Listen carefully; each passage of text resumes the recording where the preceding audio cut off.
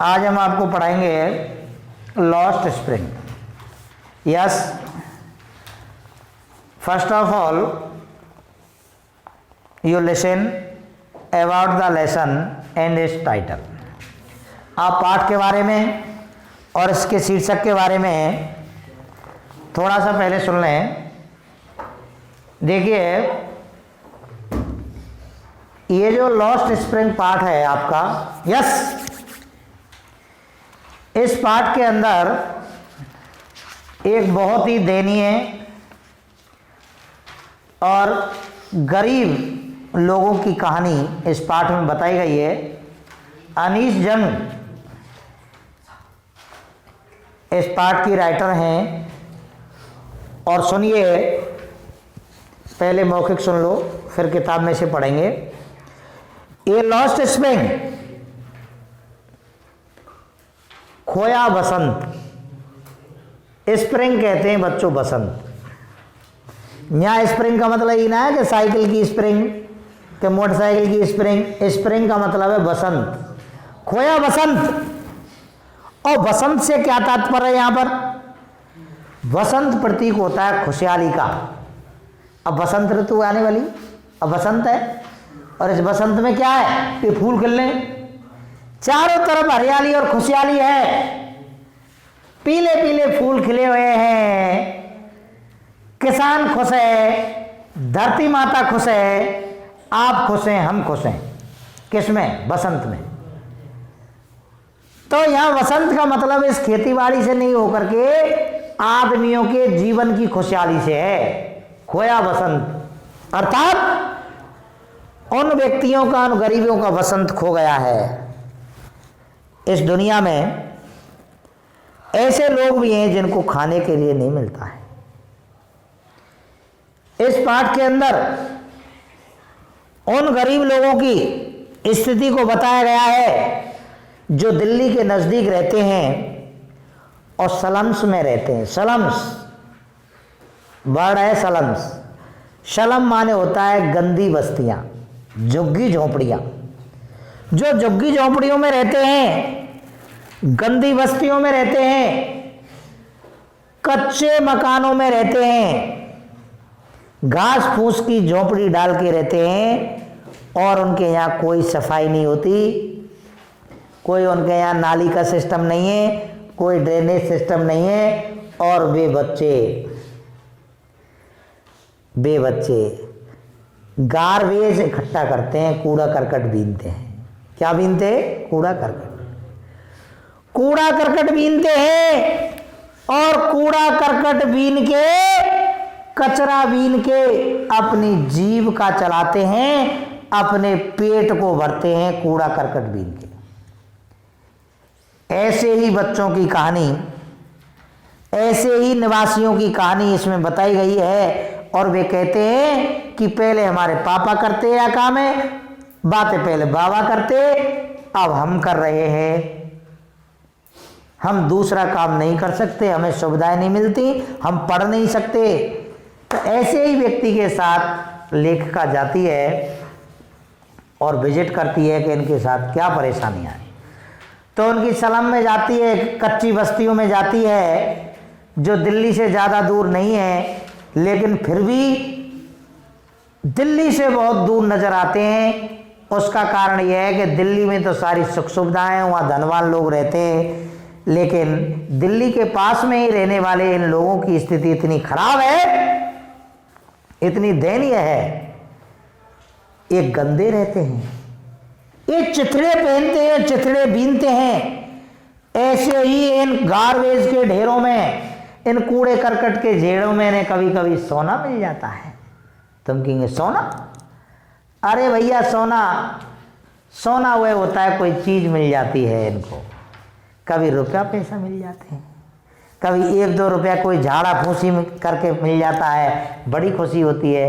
अन्यथा वे इसे बेच के ही अपना जीवन यापन करते हैं। इसलिए कूड़े करकट को ये सोना कहते हैं, उस कचरे को ये क्या कहते हैं? सोना। उनके लिए तो ये सोना है। और इसके बाद में वह वहाँ जाती है तो एक लड़के के साथ जाती है, उसकी भाभी रोटी बना रही होती है, चूल्हे पर रोटी कर रही है, उनकी हड्डियां झांक रही हैं शरीर से, ऐसा लग रही हैं उनकी हड्डियां दिखाई दे रही हैं, उनका पतला शरीर है और उसमें हड्डियां बाहर निकलती झांक रही हैं। इस तरह से उन गरीबों की स्थिति का यहाँ वर्णन किया गया है। और फिरोजाबाद के लोगों का भी वर्णन है, चूड़ियाँ बनाने वाले लोगों का वर्णन है कि लोग चूड़ियाँ बनाते हैं। चूड़ियों का धंधा बहुत खराब है। चूड़ियों की भट्टी से निकली हुई लौ तपन हीट बड़ी खतरनाक होती है, उनकी आंखें नष्ट हो जाती हैं, उनके शरीर में अनेक प्रकार की बीमारियां लग जाती हैं। लेकिन फिरोजाबाद में चूड़ियों का काम जबरदस्त चलता है। चूड़ियों के वहाँ कारखाने जो महिलाओं के लिए चूड़ियाँ बनाते हैं, लेकिन काम बड़ा कठिन है। लेकिन वे कहते हैं कि हम करें क्या। लेकिन एक मुकेश नाम का व्यक्ति होता है, वह कहता है मैं तो इस काम को नहीं करूँगा, मैं तो एक मोटर मैकेनिक बनूंगा। वो मोटर मैकेनिक बनना चाहता है और वो चाहता है कि मैं मोटर मैकेनिक बनूं, इस धंधे को छोड़ूं। इस तरह से एक अलग से काम आता है। और कुल मिलाकर के लास्ट में ये कहता है, इस पाठ में सार ये होता है, सरकार क्यों नहीं ध्यान देती, इन गरीबों का ख्याल क्यों नहीं रखती, इनको शिक्षा की उत्तम व्यवस्था क्यों नहीं की जाती, क्यों लोग ये अपने रटे पिटे धंधे को छोड़ करके दूसरे धंधे में नहीं जा पाते। ऐसा इस पाठ के अंदर बातें बताई गई हैं। So I begin this lesson. मैं इस पाठ को शुरू करता हूँ। See on your book. Sometime I find a rupee in the garbage। वह कहता है कि मुझे कभी कभी, गार्बेज कहते हैं कूड़े करकट का ढेर, कचरा, मुझे कभी कभी इस कचरे में रुपया मिल जाता है, 1 रुपया मिल जाता है। Why do you do this, आप ऐसा क्यों करते हैं। आई आस्क साहेब, मैंने साहेब से पूछा। साहेब वह बच्चा है जो कचरा बीनता है। साहेब कौन है, जो कचरा बीनने वाला लड़का है, उसका नाम है साहेब। आई आस्क साहेब, मैंने साहेब से पूछा। whom I encounter every morning scorning for gold in the garbage dump, जो प्रत्येक सुबह मेरी पड़ोस में गार्बेज के ढेरों में रुपया ढूंढने के लिए, सोना ढूंढने के लिए जाता था। रोजाना कूड़े करकट के ढेर में सोना ढूंढता था, गोल्ड ढूंढता था। साहब left his home long ago, साहब ने बहुत समय पहले अपना घर छोड़ दिया। Set amidst the green field of Dhaka, Dhaka के हरियाले खेतों के बीच में स्थित था। His home is not even a distant memory, अब उसका घर दूर की याददाश्त नहीं रहा। There were many storm that swept away, पहले उनके घर का क्या हुआ, पहले वे हरे भरे खेतों के बीच में रहते थे, क्या हुआ, कैसे छोड़ा उन्होंने घर, क्या परिस्थितियां आई जो घर छोड़ दिया। उत्तर आ रहा है, तूफान आया। क्या आया, तूफान, स्टॉर्म, और तूफान उड़ा ले गया उनके खेतों को और घरों को, तूफान ने नष्ट कर दिया। प्रश्न आ जाता है कि उन्होंने अपना घर क्यों छोड़ा, तूफान की वजह से, तूफान ने उनके घरों को और खेतों को नष्ट कर दिया था। हिज मदर टेल्स हिम, उसकी माता इस बात को कहती हैं, माता बताती हैं, ऐसा हो बेटा। दैट इज वाई, यही कारण है। दे लेफ्ट, उन्होंने छोड़ दिया घर को। लुकिंग फॉर गोल्ड, और उसके बाद तलाश करने लगे। लुक फॉर माने तलाश करना, तलाश करने लगे सोना। इन द बिग सिटी, बड़े बड़े शहरों में सोना तलाश करने लगे। वेयर ही नाउ लिव्स, जहाँ भी अब रहते हैं। I have nothing else to do, मेरे पास कुछ भी नहीं है करने के लिए। ही मटर, वह बड़बड़ाया, मटर माने बड़बड़ाना। अस्पष्ट शब्दों में बोलने को मटर कहते हैं, मटर, बड़बड़ाया। जैसे हम जो कह ना, क्या कहा पता, ये मटर कहलाता है। क्या कहलाता है, मटर। या कभी कभी कोई आदमी अपनी औरत से चेंट कराए तो धीरे धीरे बोले, ज़्यादा जो ना बोले, साफ सुन नहीं तो फिर पीट डाले हो, उसको भी मटर कहते हैं। क्या कहते हैं उसको, बुदबुदाना, अस्पष्ट शब्दों में बोलना। लुकिंग अवे, वह ऐसा कहते हुए बुदबुदाने लगा और वहाँ देखने लगा। गो टू स्कूल, स्कूल जाता है। आई से गिलिवली, मैंने उससे इस बात को जानबूझ के कहा। रियलाइजिंग इमीडिएटली, इस बात को महसूस करते हुए, how alloy the advice must साल, और जो सलाह थी उसके लिए किस प्रकार खोखली थी, देयर इज नो स्कूल। बा ने कहीं स्कूल ना जाए, तू बा ने सुनी नहीं भाई बात को। क्यों? देयर इज नो स्कूल, यहाँ कोई स्कूल नहीं है। इन माई नाइबरहुड, मेरे पड़ोस में कोई स्कूल नहीं है। When they built one I will go, जब कोई बना देगा तो हम चले जाएंगे। कोई बना दे स्कूल हम तो चले जाएंगे, स्कूल ही ना है। If I start A school, लेखा कहती है कि मैं यदि स्कूल स्टार्ट कर दूं तो, मैं खोल लूँ स्कूल तो विल यू कम, क्या तुम आओगे पढ़ने?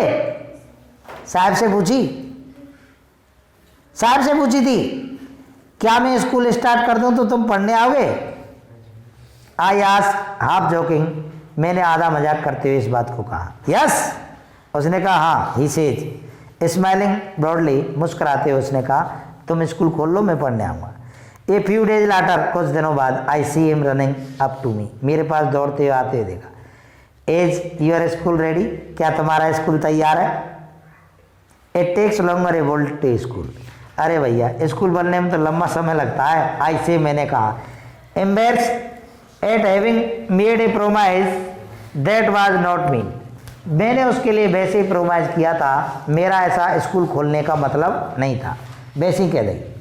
But promise like mine abound in every corner to his believe word, इस सुने संसार में इस तरह के प्रोमाइज ना जाने इनको कितने किए गए होंगे।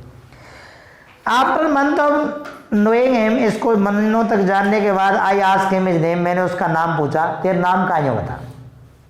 साहिब ई आलम, तो छोरा नाम बताया अपना साहिब ई आलम, मेरा नाम साहिब ई आलम है। पूरा नाम क्या है? साहिब ई आलम, जो कूड़ा करकट मैं पैसे ढूंढता था, सोना। ये अनाउंस, उसने घोषणा की, उसने बताया, घोषणा की या बताया कि मेरा नाम साहिब ई आलम है। He does not know what it means, वह नहीं जानता कि इसका मतलब क्या होता है। If he knew, यदि वो जानता होगा, its meaning, इसका अर्थ, लॉर्ड ऑफ द यूनिवर्स, वह इस संसार का एक स्वामी होगा। मैं यहाँ से और